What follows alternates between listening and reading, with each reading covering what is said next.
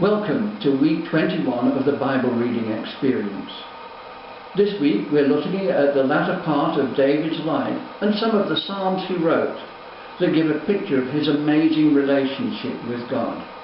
His praise, his worship, his cries for help when he was in trouble, and his total trust in God. We look at some of his victories, his last words in 2 Samuel 23, the disaster of the census, and David putting himself in God's hands for judgment in chapter 24.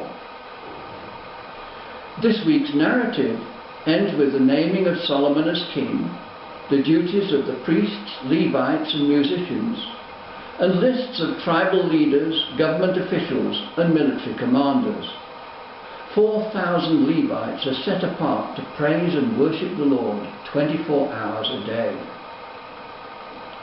Interspersed with the narrative are a number of psalms. In them he reveals his inmost thoughts and emotions. He pleads with God for forgiveness. He asks him for protection against his enemies. He talks to God about his depression and then praises his way out of it. He declares that God is the one who gives victory.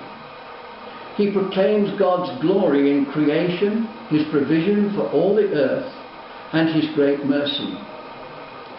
We are to bow down and worship the mighty God, and to kneel before the Lord our Maker. God is the King of all the earth. And in all this, we remember that David was a man after God's own heart. He's one of my favourite Bible characters. And I pray that as you read this week, the Holy Spirit will give you insight and understanding into this amazing man and his relationship with God. And may the Lord draw you closer to himself. God bless you.